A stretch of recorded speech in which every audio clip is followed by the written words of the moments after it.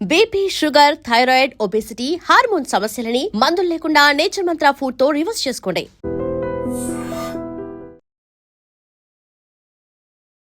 Operation Sindoor జరిగి almost 9 నెలలు గడిచినప్పటికీ ఆ యుద్ధానికి సంబంధించి సరికొత్త ప్రశ్నలు, అనుమానాలు, అభిప్రాయాలు ప్రతిరోజు కనిపిస్తూనే ఉన్నాయి. మళ్ళీ చైనా ఎందుకు వచ్చింది, మేమే దీన్ని ఆపేశాము అనేటువంటి మాట ఇంతకాలం తర్వాత చైనా నుంచి కూడా ఒక మినిస్టర్ చెప్పడం అనేది. ఆయుధాలు ఎవరు ఇచ్చారు పాకిస్తాన్కి? చైనా టర్కీ నుంచి. And China. Air defence systems అంతా చైనా నుంచి వచ్చింది. డ్రోన్స్, మిసైల్ చాలా మటుకు టర్కీ నుంచి వచ్చింది. ఆయుధాలు ఇచ్చిన వాళ్ళు యుద్ధం ఎందుకు ఆపుతారు? చైనా రోల్ దీంట్లో అర్థం కావట్లేదు. ఎందుకంటే ఇప్పుడు అందరికీ దీంట్లో క్రెడిట్ క్లెయిమ్ చేయాల్సి వస్తుంది. ఇప్పుడు ఒకసారి Chinese government and US government కూర్చొని డిసైడ్ చేయండి, మేము క్రెడిట్ క్లెయిమ్ చేయాలా, మీరు క్రెడిట్ క్లెయిమ్ చేస్తారు.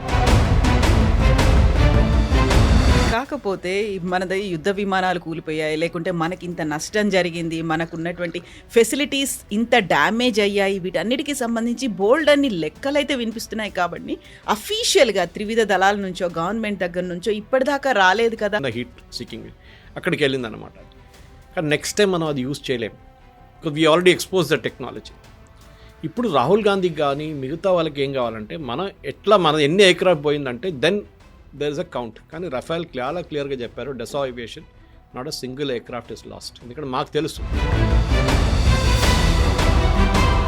ఇదే రాహుల్ గాంధీ ఒక స్టేట్మెంట్ ఇచ్చారు, మీకు గుర్తుంటుంది, Supreme Court pulled him up for that. మన ఆర్మీ వాళ్ళని చైనీస్ ఆర్మీ వాళ్ళు వచ్చి తరిమి కొట్టారు అని చెప్పి. సో సుప్రీంకోర్టు ఆస్క్డ్ హిమ్, మీరు ఉన్నారా అక్కడ అని అడిగారు.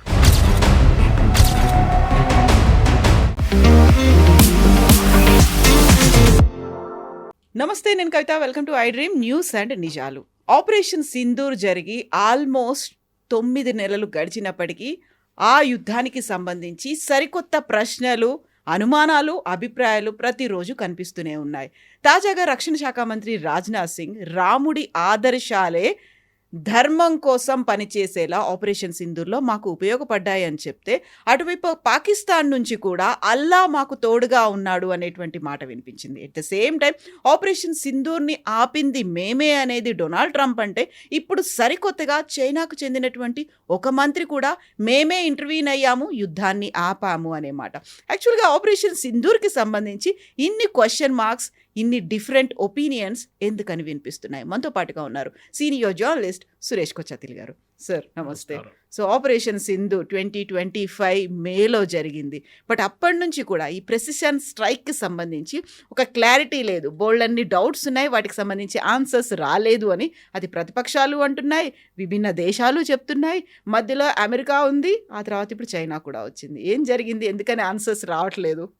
మొహమ్మద్ యూనిస్ ఇంకా అని చెప్పలేదు కదా, ఆయన అక్కడి నుంచి బంగ్లాదేశ్ నుంచి రాలేదు ఇప్పటిదాకా. ఆయన కూడా చెప్పాలి నేనే ఆపారని చెప్పేసి. ఎందుకంటే ఆయన ఒకటి మిగిలిపోయారు, ఇంకెవరైనా ఉంటే వాళ్ళు కూడా యాడ్ చేసుకోవచ్చు. మనం తమాషా అయిపోయింది ఇది ఒకటి. ఎందుకంటే యుద్ధం జరిగింది 4 రోజులకే. ఆయుధాలు ఎవరు ఇచ్చారు? టర్కీ ఇచ్చారు, చైనా ఇచ్చారు. ఆయుధాలు ఇచ్చి కొట్లాడిపించి మేమే మళ్ళీ ఆపామంటే మళ్ళీ అర్థం కావట్లేదు, లాజిక్ అర్థం కావట్లేదు. ఎందుకు అందరికీ ఇది వార్ని క్రెడిట్ తీసుకోవడం అర్థం కావట్లేదు. ఎందుకంటే అక్కడ రష్యా యుక్రెయిన్ కొట్టుకుంటున్నారు, చైనా వెళ్ళి అక్కడ కొంచెం అడ్వైస్ ఇవ్వచ్చు కదా, మీరు ఆపేసండి. మోదీ గారు చెప్పారు war is not the solution అని చెప్పారు దానికి. కానీ చైనా కూడా ఏమనట్లేదు అక్కడ. ఇది ప్రాబ్లం అన్నమాట. క్రెడిట్ తీసుకోవడానికి మన దగ్గర చాలామంది ఉంటారు. ఎందుకంటే ఏదైనా ఇన్సిడెంట్ అయిపోయిన తర్వాత అడ్వైస్ చేయడానికి కూడా చాలామంది ఉంటారు. ఇంగ్లీష్లో అంటారు hindsight is an advance science. అంటే అంతా అయిపోయిన తర్వాత నువ్వు ఇట్లా చేస్తే బాగుంటుండే అని చెప్పడానికి చాలామంది ఉంటారు. దానికన్నా ముందు చెప్పరేవాడు, ఎందుకంటే they are not experts in that. ఇది కూడా అంతే. ఆపరేషన్ సింధూర్ జరిగింది మేమే ఆపామని, మా వైపు నుంచి జరిగిన ఎఫర్ట్స్తోని వార్ ఆగిందని ఎవరు చెప్పారండి? మనం చెప్పాము. సీక్వెన్స్ ఆఫ్ ఈవెంట్స్ చూసుకుంటే చాలా క్లియర్గా తెలిసిపోతుంది. అది జరిగింది పాకిస్తాన్ వైపు నుంచి. డీజీఎంఓ మనకు కాల్ చేశారు, let us set the context correct. వాళ్ళ director general of military operations, మన director general of military operation lieutenant general విగ్ని ఫోన్ చేసి అడిగారు, మేము ఇట్లా సీజ్ ఫైర్ కావాలంటే. జనరల్ విగ్ said I cannot take a decision, ఇది పొలిటికల్ డెసిషన్, నేను I will convey right to the top అని చెప్పి it went right up to the top. మనకు అందరికి తెలిసింది ఏం జరిగిందని. దాని తర్వాత మోదీ గవర్నమెంట్కి వెళ్ళి ఉంటుంది, క్యాబినెట్ మీటింగ్ జరిగి ఉంటుంది, దాని తర్వాత ఆర్మీకి కన్వే చేసి ఉంటారు, okay accept the cease fire అని. ఇప్పుడు ఎవరు ఫోన్ చేశారు first, that should be the first meaning అన్నమాట. ఇది మనం అర్థం చేసుకోవాలి. ఇది కాకుండా నెక్స్ట్ స్టెప్ ఏంటి? యుద్ధం ఆపామంటున్నారు కదా వీళ్ళు. ఎవరు ఆపారు? ట్రంప్ అంటున్నారు, నేను ఆపా అంటున్నారు. ట్రంప్ క్యాబినెట్ నుంచి ఒక అవార్డు ఇచ్చింది ఎవరికి? ట్రంప్ క్యాబినెట్ నుంచి వీళ్ళు ఇచ్చింది ఒక మెడల్ ఇచ్చారు మొన్న. ఫర్గెట్ హిస్ నేమ్, మన ఇండియన్ గాయ్. ట్రంప్ క్యాబినెట్లో ఉన్న ఆయన అనమాట. వాళ్ళ క్యాబినెట్ కాదు, వాళ్ళ వైట్ హౌస్లో ఉన్న ఒక ఆయనకి అవార్డు ఇచ్చింది for stopping the Indo Pakistan war. పాపం ట్రంప్ నోబెల్ ప్రైజ్ కావాలన్నారు కదా, ప్రైజ్ వస్తుంది అనుకున్నారు కదా. ఇప్పుడు ఆయనకి ఇస్తే మళ్ళీ ట్రంప్కి ఎట్లా ఇస్తారు? అది ప్రాబ్లం అయిపోతుంది. ఇది ఎట్లయిపోయిందంటే ఈ వార్ ఆపడానికి చాలామందికి ఎక్సైట్మెంట్ ఉండే అనుకుంటాను. ఇది 10 రోజులు ఇంకా జరిగితే దాంట్లో 100 మంది చనిపోతే అప్పుడు ఎవరు అంటారు మాటలు? అప్పుడు ఎవరు రెస్పాన్సిబిలిటీ తీసుకుంటారు దాన్ని? యుద్ధం ఆపడానికి మోదీ గారు ఆ రోజు నేను చెప్పినట్టు పొలిటికల్ డెసిషన్ తీసుకున్నారు. చాలామంది కోపం వచ్చింది దాంట్లో. మన వాళ్ళు కూడా చాలామంది అడిగారు, ఎందుకు ఆపారు మోదీ గారు? లాహోర్కి వెళ్ళొచ్చు కదా, కరాచీ పట్టుకోవచ్చు కదా. మన దగ్గర ప్రాబ్లం ఏంటంటే ఆర్మ్ చైర్ ఎక్స్పర్ట్స్ చాలామంది ఉన్నారు. మనం ఎప్పుడు అందరికి అడ్వైజ్ చేయడానికి చాలా ఎక్స్పర్ట్స్. మనం సోషల్ మీడియాలో యుద్ధాలు ఎట్లా నడిపించాలి, మనం మహేందర్ సింగ్ ధోనికి IPL 20, T20 చూసుకుంటే బ్యాటింగ్ ఎట్లా చేయాలని చెప్పి ఇంట్లో కూర్చొని చెప్తాం మనం వాళ్ళకి, టీవీ చూసుకుంటే. ఇది మనకున్న కెపాసిటీ. ఇది అక్కడ గ్రౌండ్లో వెళ్ళి ఆడమని చెప్పండి, అది ఇంకో గేమ్ ఉంటుంది. సో ఈ పర్టికులర్ యుద్ధంలో కూడా కవిత గారు ఒకటి, రాజ్నాథ్ సింగ్ గారి స్టేట్మెంట్ ఒకటి, అదొక మోర్ ఫిలాసాఫికల్ నోట్లో చెప్పారు. అంటే రాముడి ఐడియల్స్ ఏంటి, ఆయన ధర్మాని కోసం ఫైట్ చేసినప్పుడు ఏం చేశారు, ధర్మానికి చేసినప్పుడు ఏం చేశారు, పీస్ కావాలన్నప్పుడు పీస్ తీసుకున్నారు, ఎప్పుడు కోపం వచ్చి ఆయనకి యుద్ధం చేయాలనుకున్నప్పుడు యుద్ధం కూడా చేయించారండి. అది same thing we see in Mahabharata also. Lord Krishna అర్జునాకి ఇచ్చిన అడ్వైస్ అదే కదా. ఇక్కడ అన్న లేడు, తమ్ముడు లేడు, ఎవరు లేడు, if you see injustice you have to fight, అంతే, సింపుల్ యాజ్ దట్. ఇప్పుడు ఆపరేషన్ సింధూర్లో కూడా కవిత గారు ద ఎంటైర్ థియరీ, ఎందుకంటే మన ఆబ్జెక్టివ్ ఏముండే, ఫస్ట్ ఒక వార్ ఉన్నప్పుడు ఒక ఆబ్జెక్టివ్ ఉంటుంది, ఆ ఒపోనెంట్ని డిఫీట్ చేయాలి. చెస్ గేమ్ ఆడుతున్నప్పుడు కూడా అంతే కదా, క్రికెట్ ఆడుతున్నప్పుడు కూడా అంతే, ఆబ్జెక్టివ్ ఉంటుంది. ఈ గేమ్ మనం గెలవాలి, ఈ గేమ్ మనం బ్యాటింగ్ ఫస్ట్ చేస్తే we should win by so many runs, batting second చేస్తే we should win by so many wickets. ఇదొక ఏం ఉంటుంది టీమ్ది. దాన్ని బట్టి పిచ్ కానీ దాని తర్వాత బ్యాటింగ్ టాస్ కానీ ఎప్పుడు వచ్చినా దాన్ని ఏం చేయాలని డిసైడ్ చేస్తారు, స్ట్రాటజీ ఉంటుంది, బ్యాటింగ్ లైనప్ మొత్తం అంతా ఉంటుంది దాంట్లో. ఈ ప్రాబ్లం ఎక్కడ వస్తుందంటే ఈ ఆపరేషన్ సింధూర్లో మన first objective was to hit the terrorist base camps. మనకి 29 టెర్రరిస్ట్ బేస్ క్యాంప్స్కి మన దగ్గర డేటా ఉండే అని చెప్పి మినిస్ట్రీ చెప్పారు. మినిస్ట్రీలో బ్రీఫింగ్లో వచ్చింది చాలా క్లియర్గా. దాంట్లో మనం 8 సెలెక్ట్ చేసాం, 8 సెలెక్ట్ చేసి కొట్టాం, కరెక్ట్గా దాని మీద వెళ్ళి పడ్డది, ఇంక్లూడింగ్ ముద్రికే మిగతా ప్లేస్లన్నీ. కానీ దాని తర్వాత మనం ఏమన్నాం, that we're stopping the war అని చెప్పలేదు, అయిపోయింది. మాకు లిమిటెడ్ ఆబ్జెక్టివ్ ఉండే, we want to do only this. ఆ limited objectives we achieved. Terrorist camp destroy చేసాం, ఇక్కడ మీరు ఏం చేయకండి, మేము కూడా ఏం చేయం. కానీ పాకిస్తాన్ ఏం చేయాలి, మన టెర్రరిస్ట్ క్యాంప్ని కొట్టాలి వాళ్ళు. మన దగ్గర టెర్రరిస్ట్ క్యాంప్స్ ఉందా? లేదు, వాళ్ళ వైపు ఉంది కదా ఉంటుంది. సో వాళ్ళు ఏం చేశారు, మన మిలిటరీ అసెట్స్ మీద, మన క్యాపిటల్ అసెట్స్ మీద కొట్టడానికి ట్రై చేశారు. అది మనం we are stopped it through S-400 కానీ మిగతా ఆకాశ్ మిసైల్స్ ఆపేసుకున్నాము. 3rd డే వెయిట్ చేసి 4th డే పొద్దున మనం వాళ్ళని మొత్తం వాళ్ళ ఎయిర్ ఫోర్స్ బేస్ అన్ని ధ్వంసం చేసాం, వాళ్ళ అవాక్స్ని కొట్టాం, అన్నీ చేసాం. దాని తర్వాత immediately we call for a cease fire. చాలా సింపుల్. ఇప్పుడు దాంట్లో ప్రెసిడెంట్ ట్రంప్ ఏం చెప్పారంటే, నేను ఫస్ట్ ఫోన్ చేశాను చెప్పారు. తర్వాత when Modiji made it very clear, ఎవరు ఫోన్ చేయలేదు, ఇన్ఫ్యాక్ట్ ట్రంప్ ఫోన్ చేశారు కానీ నేను ఫోన్ ఎత్తలేదు అని చెప్పారు. బట్ ట్రంప్ ఆ తర్వాత రీట్రేట్ చేశారు, నేను టారిఫ్లను ఇంకా పెంచుతా అన్నాను, 250% పెంచుతా అంటే భయపడిపోయి వాళ్ళు ఆపేశారు అనే మాట కూడా అన్నారు. అది ఇప్పుడు ఎట్లయిపోయిందంటే ఏదన్నా నేను క్లెయిమ్ చేయొచ్చు, 500 అని కూడా చెప్పొచ్చు కదా, 250 ఎందుకు ఆపారు నాకు అర్థం కావట్లేదు. అది ఎందుకు భయపడాలి? మనం టారిఫ్ పెడతానంటే మనకు యుద్ధం ఆపేస్తామా? మనం గెలుస్తున్న యుద్ధాన్ని ఏం చేస్తాం మనం? ఇప్పుడు we will fight till the end. మనం టెర్రరిస్ట్ క్యాంప్ని కొట్టాలి, టెర్రరిస్ట్ క్యాంప్ కొట్టాం. కానీ అది కాదు కదా ఇక్కడ ప్రాబ్లం ఎక్కడ వచ్చిందంటే క్రెడిట్ క్లెయిమ్ చేయడానికి. ఎందుకంటే Trump is a character like that. ఆయన ఒక real estate professional, real estate man అని చెప్పొచ్చు. ఆయన డీల్ చేస్తాడు, ఇది ఇక్కడ పెట్టి నేను ఇస్తున్నాను, నాకే ఇస్తా చెప్పు, ఇది అట్లా మాట్లాడతా. లాంగ్వేజ్ వాళ్ళది అట్లా ఉంటుంది, రియల్ ఎస్టేట్ వాళ్ళది.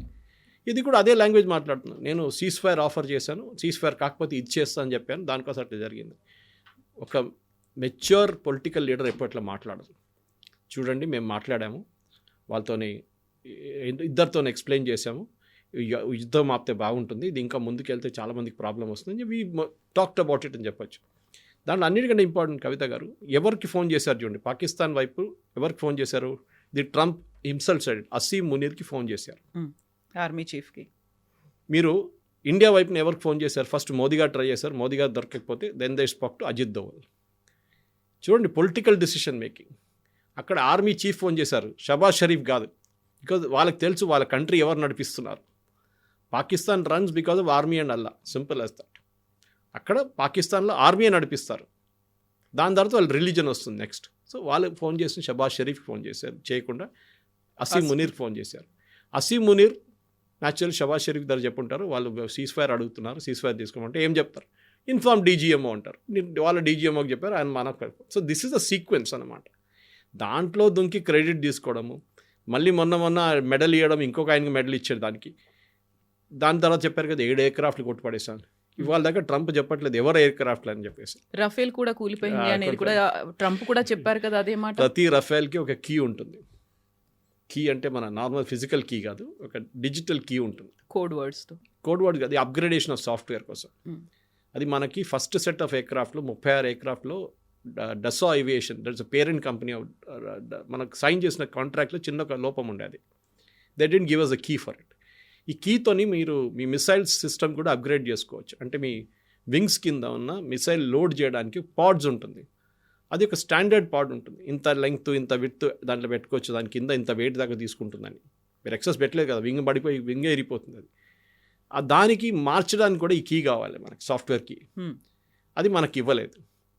కానీ అక్కడ కూర్చొని డసా ఏవియేషన్కి మన దగ్గర ఉన్న ఎయిర్క్రాఫ్ట్ ఎక్కడుందని కూడా చెప్పగలరు వాళ్ళు. మన జీపీఎస్ లాగా, just like GPS we can say where did you park your car yesterday.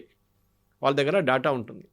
So డసా క్లియర్గా చెప్పారు, 1 ఎయిర్క్రాఫ్ట్ హ్యాడ్ అన్ ఇష్యూ. ఒక ఎయిర్క్రాఫ్ట్కి 19,000 ఫీట్లో ఒక ఇష్యూ ఉండే, దించి కిందకి తీసుకొచ్చారు, దాన్ని రిపేర్ చేసి second day they all flew. This is exactly air marshal Bharti చెప్పారు ప్రెస్ కాన్ఫరెన్స్లో ఆ రోజు. Next day all our pilots flew అని చెప్పారు. అది all is very important. All word is చాలా, ఎందుకంటే మీడియాలో మనం ఒకసారి మిస్ అయిపోతాం అది. కానీ all our pilots flew the next day అన్నమాట. We didn't lose a single pilot. ఎందుకంటే మన దగ్గర కవిత పాకిస్తాన్ లాగా కాదు. ఒక ఎయిర్క్రాఫ్ట్ కూలి కింద పడితే వీడియో తీసుకోవడానికి 10 మంది ఉంటారు. ఊరోళ్ళు, ఆ పక్కన ఉన్న వాళ్ళు అందరి దగ్గర మొబైల్ ఫోన్ ఉంటుంది. ఆ పైలట్కి ఏమైనా అయిందనుకొని దానికి సపోజ్ ఈ పాస్ట్ అవే, ఆయన చనిపోతే పెద్ద ప్రాసెస్ ఉంటుంది, దానికి ఫ్యూనరల్ ఉంటుంది, స్టేట్ ఫ్యూనరల్ ఉంటుంది, అన్నీ చేస్తారు వీళ్ళు, మిలిటరీ ఆనర్స్ ఉంటుంది. మనం ఏం చూడలేదు అది.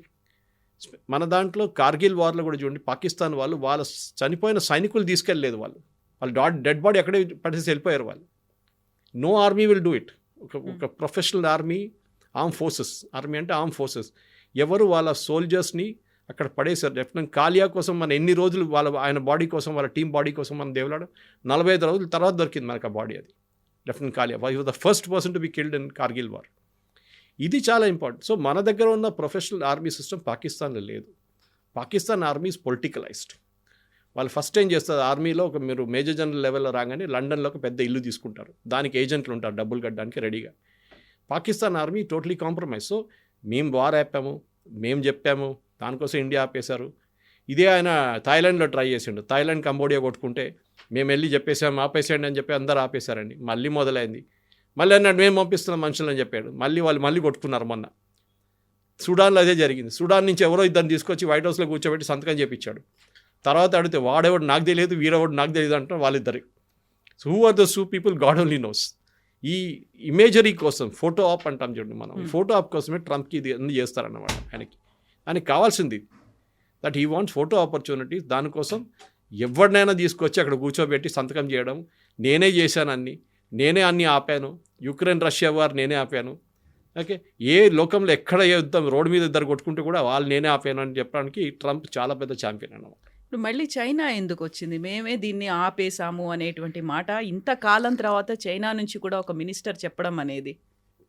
మీరు ఆలోచించండి కవిత గారు, ఆయుధాలు ఎవరు ఇచ్చారు పాకిస్తాన్కి? Turkey and China.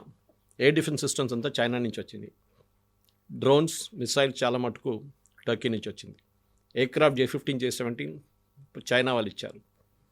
ఆయుధాలు ఇచ్చిన వాళ్ళు యుద్ధం ఎందుకు ఆపుతారు? అది 2 కూలి పడితే ఇంకా 2 తీసుకుంటారు కదా మాదాన్ని అనుకుంటారు. 10 డ్రోన్లు యూజ్ చేసుకుని ఇంకా 10 అడుగుతారు కదా మన దారిని. సో చైనా రోల్ దీంట్లో అర్థం కావట్లేదు. ఎందుకంటే ఇప్పుడు అందరికీ దీంట్లో క్రెడిట్ క్లెయిమ్ చేయాల్సి ఉంటుంది. ఇప్పుడు ఒకసారి Chinese government and US government కూర్చొని డిసైడ్ చేయండి, మేము క్రెడిట్ క్లెయిమ్ చేయాలా, మీరు క్రెడిట్ క్లెయిమ్ చేస్తారని. ఎందుకంటే వీళ్ళు ఇప్పుడు నేను అదే చెప్పాను, మొహమ్మద్ యూనిస్ ఇంకా క్లెయిమ్ చేయలేదు, మా బంగ్లాదేశ్ వాళ్ళు కూడా రేపు చెప్తారు మేమే ఆపాము ఇదంతా యుద్ధం అని చెప్పేసి. అందరికీ ఇదొక్కటే యుద్ధం ఉందండి, అందరు క్లెయిమ్ చేస్తున్నారు. అక్కడ పక్కన రష్యా యుక్రెయిన్ పిచ్చోళ్ళ కొట్టుకుంటున్నారు. అక్కడ వెళ్ళి ఆపండి కొంచెం, వాళ్ళకి చెప్పండి ఎందుకు ధైర్యం చేయలేక. 1,00,000 మంది అక్కడ చనిపోయారు, 1,00,000 మంది ఇక్కడ చనిపోయారు అంటారు. బాక్సింగ్ రింగ్లో లాస్ట్ 14th రౌండ్లో ఎట్లా ఉంటారు చూడండి, మొత్తం టైర్డ్ అయిపోయి కింద పడిపోయారు, ఆ పరిస్థితికి వచ్చేసారు ఇద్దరు. అప్పుడు కూడా నడుస్తుంది యుద్ధం, అక్కడ ఆగట్లేదు. సో ఈ క్రెడిట్ క్లెయిమ్ చేయడంలో చైనీస్ ఇస్ రియలీ లాఫబుల్. ఎందుకంటే అర్థం కాదు. అప్పుడు ట్రంప్ మళ్ళీ కూడా మనం ఒక బెనిఫిట్ ఆఫ్ డౌట్ ఇవ్వచ్చు, కానీ ఈ చైనీస్ వాళ్ళు ఎక్కడి నుంచి వచ్చారు, వాళ్ళకి ఏం దీంట్లో లాజిక్ ఎక్కడ, వాళ్ళకి మనతో మాట్లాడడానికి first of all China doesn't have proper diplomatic relations మనతో, చైనాతో ఇప్పుడు దాకా లేకుండే. యుద్ధం తర్వాతనే కదా SCO సమ్మిట్ జరిగిన తర్వాతనే కదా అంతా మనం కొంచెం డెవలప్ చేసాం. వాళ్ళ దగ్గర వీసాలు కూడా ఇవ్వట్లేదు చాలా సంవత్సరాల నుంచి మన వాళ్ళు చైనీస్ ఆఫీషియల్స్కి. ఈ పరిస్థితిలో కవిత గారు చైనా చేసిందని చెప్పి ఇట్స్ లాఫబుల్, US చెప్పింది దానికన్నా పెద్ద జోక్ అది.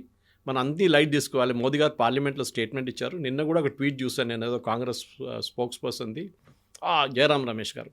అది ఏంటి చైనా చెప్పారు, మీరు క్లారిఫై చేయాలి. ఎందుకు చేయాలండి? అన్నీ రోడ్డు మీద నడుస్తుంటే ఏనుగు పోతుంటే వెనక కుక్కలు మొత్తునే ఉంటుంది, ఏనుగు చూస్తుందా, ఎందుకు చూస్తున్నావు అని చెప్పి అడుగుతుందా? ఏనుగు పాటు చూసుకుంటే వెళ్ళిపోతుంది. కాకపోతే మనది యుద్ధ విమానాలు కూలిపోయాయి, లేకుంటే మనకి ఇంత నష్టం జరిగింది, మనకు ఉన్నటువంటి ఫెసిలిటీస్ ఇంత డ్యామేజ్ అయ్యాయి, వీటన్నిటికీ సంబంధించి బోల్డ్ అన్ని లెక్కలైతే వినిపిస్తున్నాయి. కాబట్టి అఫీషియల్గా త్రివిధ దళాల నుంచో గవర్నమెంట్ దగ్గర నుంచో ఇప్పటిదాకా రాలేదు కదా. సర్జికల్ స్ట్రైక్ సమయంలో కూడా క్లారిటీ ఇవ్వలేదు, ఈ ప్రెసిషన్ స్ట్రైక్ ఆపరేషన్ సింధూర్ సమయంలో కూడా క్లారిటీ అనేది మిస్ అవుతుంది. కాబట్టి వేరే దేశాలు దీన్ని క్లెయిమ్ చేస్తున్నాయి, మనం ఎందుకు ట్రాన్స్పరెంట్గా లేము అనేది కదా క్వశ్చన్ అక్కడ. ఇప్పుడు ఇజ్రాయెల్ గాజా వార్ జరిగిందండి. ఇజ్రాయెల్లో ఉన్న ఏదైనా ఆపోజిషన్ లీడర్ క్లెయిమ్ అడిగారా ఎంతమంది మన వాళ్ళు చంపేశారు, ఎంతమంది వాళ్ళ వైపు నుంచి చనిపోయారు అని డీటెయిల్స్ అడిగారా? ఎవరు అడగరు. A professional army details A party అడగరు. ఎందుకంటే ఇదే యుద్ధం మన రేపు మళ్ళీ మొదలు కావచ్చు. దానికోసం సర్జికల్ స్ట్రైక్లో జరిగినప్పుడు మనం ఎట్లా చేసామని చెప్పి ఎప్పుడు చెప్పాం మనం, because next time Pakistan will be careful. ఇప్పుడు మన రఫాల్లో మనం ఏం చేసామని మన అందరికీ తెలుసు. వీ యూజ్డ్ డెకాయ్ ఎయిర్క్రాఫ్ట్ వెనుక ఇంకో చిన్న ఎయిర్క్రాఫ్ట్ పెట్టుకున్నాం మనం, డెకాయ్ ఉండేది. పాకిస్తాన్ పంపించిన మిసైల్స్ అంతా దీని వైపు వెళ్ళింది, ఎందుకంటే హీట్ సీకింగ్ మిసైల్ ఉంటుంది. హీట్ ఎక్కడుందో అక్కడికి వెళ్తుంది. సో ఈ హీట్ ఇంజిన్కి ఉంది, మెయిన్ రఫైల్ ఇంజిన్కి ఉంది, దీనికి కూడా ఒక చిన్న హీట్ సీకింగ్ అక్కడికి వెళ్ళింది అనమాట. అది కానీ నెక్స్ట్ టైం మనం అది యూజ్ చేయలేము, because we already expose the technology. ఇప్పుడు రాహుల్ గాంధీకి కానీ మిగతా వాళ్ళకి ఏం కావాలంటే మన ఎన్ని ఎయిర్క్రాఫ్ట్ పోయిందంటే then there is a count. కానీ రఫైల్ చాలా క్లియర్గా చెప్పారు, Dassault aviation not a single aircraft is lost. ఎందుకంటే మాకు తెలుసు ఒక ఎయిర్క్రాఫ్ట్ పడిపోతే కూడా మా కీ డియాక్టివేట్ అయిపోతుంది. ఎక్కడ ఏం కాలేదు, వాళ్ళ ఎయిర్క్రాఫ్ట్ అంతా బాగానే ఉంది, ఒక ఎయిర్క్రాఫ్ట్కి ప్రాబ్లం ఉండే నేను ముందు చెప్పినట్లు. అది కాకుండా పాకిస్తాన్ అంటున్నారు మా సర్గోదా బేస్ హిట్ చేశాను, వాళ్ళ ప్రధానమంత్రి అన్నారు, వాళ్ళ ఫారెన్ మినిస్టర్ మొన్న అన్నారు దట్ మాకు మొత్తం అవాక్స్ 2 పోయినాయి మాదంట. ఎయిర్ బోల్డింగ్ వార్నింగ్ సిస్టమ్ ఎయిర్క్రాఫ్ట్, పెద్ద ఎయిర్క్రాఫ్ట్ అది 30,000 35,000 ఫీట్ల ఫ్లై అవుతుంది. అది మాకు బేస్లో పెట్టాము, రిపేర్ కోసం వచ్చింది, అది పోయింది. దాంతోపాటు వాళ్ళు రిపేర్ చేశారు, రన్వే రిపేర్ చేశారు వాళ్ళు. ఇది అన్నీ చేసింది. అది కాకుండా ముద్రికేలో మనం కొట్టింది వాళ్ళే అక్నాలెడ్జ్ చేశారు, మొత్తం ఫ్యామిలీ పోయిందని చెప్పి మసూద్ అజార్ అన్నారు. కానీ మన వాళ్ళు కాదు, యాక్సెప్ట్ చేయరు. సర్జికల్ స్ట్రైక్లో ప్రూఫ్ అడిగారు, ఎవరైనా అడుగుతారండి?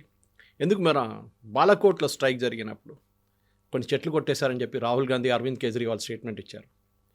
ఎట్లాంటి బాంబ్ యూజ్ చేశాము? Bunker buster bomb. అదే బాంబ్ హెజ్బుల్లా చీఫ్ నస్రుల్లా వ్యతిరేకంగా వాడారు Israel.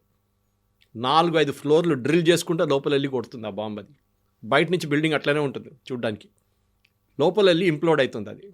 And we use the same bomb, striker bomb in Balakot. Proof కావాలంటే అంటే అక్కడ వెళ్ళి వీడియోలు తీసుకొని రాహుల్ గాంధీ గారి కోసం తీసుకొచ్చి మళ్ళీ ఇక్కడ చూపించాలండి. రేపు మనకి first of all we are shot from the air. ఏముంటుంది షాట్? అది మనకు విజిబిలిటీ ఉంటుంది, బాంబ్ వచ్చి ఉంటుంది, షాట్ ఉంటుంది అంతే. మనం we don't want to show. వాళ్ళు అక్నాలెడ్జ్ చేస్తున్నారు. దాని తర్వాత ఆ ఏరియా నుంచి ఈ పర్టికులర్ బాలాకోట్ అని చెప్పే ప్లేస్లో ఒక ట్రైనింగ్ సెంటర్ ఫర్ టెర్రరిస్ట్, అందరికి తెలిసింది అది, వాళ్ళు కూడా అక్నాలెడ్జ్ చేశారు. దాని తర్వాత అక్కడి నుంచి ఒక్కడు బయటికి రాలేదు. నెక్స్ట్ 3 days వీళ్ళు శాటిలైట్ పిక్చర్స్ చూసుకున్నారు. దాని తర్వాత బిల్డింగ్ మొత్తం కొట్టుపడేశారు పాకిస్తాన్ ఆర్మీ. ఎందుకు? Because they suffered substantial damage inside. Building pillars అని పోయి ఉంటుంది. ఇది నేను చూపించాలి, ప్రూఫ్ ఇవ్వాలి, అది చేయాలంటే ఇట్స్ నాట్ పాసిబుల్. ఒక ప్రొఫెషనల్ ఒసామా బిన్ లాదెన్ చంపారండి US ఆర్మీ. సీల్స్ వాళ్ళు చేశారు అటోబాబాద్లో. దాని తర్వాత అట్ సీ బరీ చేశారు. అట్ సీ అంటే వాళ్ళు ఏం చేస్తారంటే బేసిక్లీ సింపుల్ లాంగ్వేజ్ చెప్పాలంటే పెద్ద పెద్ద రాళ్ళు కట్టేసి కాలు చేతులు కట్టేసి సముద్రంలో పడేస్తారు. వాళ్ళది బయటికే రావు. అది ఎక్కడ పడేసారో వాళ్ళకే తెలుసు. ఎందుకంటే they don't want to make a memorial for him. Like వాడికి వాళ్ళ ఫ్యామిలీ వాళ్ళకి ఎవరికి ఇస్తే పెద్ద మెమోరియల్ కడతారు. మన కాశ్మీర్లో ముందు చేస్తుండే టెర్రరిస్ట్ బాడీస్ తీసుకెళ్ళి పెద్ద మెమోరియల్ కట్టుకున్నారు వాళ్ళు. తర్వాత ఇప్పుడున్న గవర్నమెంట్ అది ఇవ్వట్లేదు. వాళ్ళు అక్కడే ఎక్కడుందో అక్కడే వాళ్ళు ఫినిష్ చేసేస్తున్నారు బాడీని. ఇదే పరిస్థితి. సో ఒసామా బిన్ లాడెన్ చేసినప్పుడు ఆ యుఎస్ కాంగ్రెస్లో లేకుంటే యుఎస్ ఆపోజిషన్, అప్పుడు ఒబామా వాజ్ ద ప్రెసిడెంట్, ఈ రిపబ్లికన్ వాళ్ళు ఎవరైనా అడిగారండి ఎక్కడ చేశారు, ఎందుకు చేశారు అనేది? Nobody asked. మీ ఆర్మీ చేసినప్పుడు మీకు అడగడానికి అర్హత లేదు. They are a professional outfit. వాళ్ళని డౌట్ చేయకండి. ఇదే రాహుల్ గాంధీ ఒక స్టేట్మెంట్ ఇచ్చారు, మీకు గుర్తుంటుంది. Supreme Court pulled him up for that. మన ఆర్మీ వాళ్ళని చైనీస్ ఆర్మీ వాళ్ళు వచ్చి తరిమి కొట్టారు అని చెప్పి. సో సుప్రీంకోర్టు ఆస్క్డ్ హిమ్, మీరు ఉన్నారా అక్కడ అని అడిగారు. ఎట్లాంటి స్టేట్మెంట్ చేస్తారు? వీఆర్ డిమోటివేటింగ్ అర్ ఆర్మ్ ఫోర్సెస్ అన్నారు. కరెక్ట్. వాళ్ళు కష్టపడి -30 -40 డిగ్రీస్లో పని చేస్తున్నప్పుడు మీరు పని చేయట్లేదంటే వాళ్ళకి ఎట్లా అనిపిస్తుందండి? This is where the professionalism must come in. మీరు ఒక లీడర్ ఆఫ్ అపోజిషన్ అన్నప్పుడు ఒక కొంచెం మెచ్యూరిటీ ఉండాలి మీ దాంట్లో. మీకు ఏదైనా అడగాలంటే ప్రైవేట్గా వెళ్ళి రాజ్నాథ్ సింగ్ గారు అడగండి, ఆయన బహుశా మీకు ఇవ్వచ్చు. కానీ పబ్లిక్లో ఒక ప్రెస్ కాన్ఫరెన్స్ పెట్టి లేకుంటే పార్లమెంట్లో అడిగి ఎన్ని ఎకరాఫ్ పోయింది చెప్పారు. అదే స్టేట్మెంట్ పాకిస్తాన్ టెలివిజన్లో రిపీట్ చేస్తున్నారు. పృథ్వీరాజ్ చౌహాన్ చెప్పారు, కాంగ్రెస్ లీడర్. అదే స్టేట్మెంట్ పాకిస్తాన్ టెలివిజన్లో పండుగ చేసుకున్నారు వాళ్ళు. This is the problem. మన దేశంలో మన ఆర్మీకి ఉన్న, మీరు అదే టైంలో చూడండి, బంగ్లాదేశ్ వార్ టైంలో Vajpayee praised Indira Gandhi, saying she did a good job. అప్పుడు అందరూ they were all united. Even 1962 వార్లో ఎక్సెప్ట్ ఫర్ కమ్యూనిస్ట్, మిగతా అందరూ ఆల్ ఇండియన్ పొలిటికల్ పార్టీస్ గవర్నమెంట్తో ఉన్నారు. ఓడిపోయినా కానీ అప్పుడు ఓడిపోయాం మనం. 62-65 we lost because thanks to Nehru. కానీ వీఆర్ స్టిల్ దేర్, పొలిటికలీ మెచ్యూర్గా ఉన్నాం అప్పుడు కూడా. ఇది చూడండి, 71 వార్లో మనం బంగ్లాదేశ్లో how many people we lost? ఎన్ని ఎయిర్క్రాఫ్ట్ పోయిందండి? 171 aircraft we last more than 1500 soldiers. IPKF operation, Indian piece keeping force అని చెప్పి శ్రీలంకకు పంపించిన ఆపరేషన్లో రాజీవ్ గాంధీ టైంలో 3400 మంది చనిపోయారు. దాంట్లో 300 మంది సికింద్రాబాద్ నుంచి, బొలారం ఏరియా నుంచి ఆర్మీ వాళ్ళు యూనిట్. అడిగామా మన అప్పుడు ఎందుకు జరిగింది ఏంటది? నో, అది that was the reason. Political decision తీసుకున్నారు ఆ టైంలో. That's a period.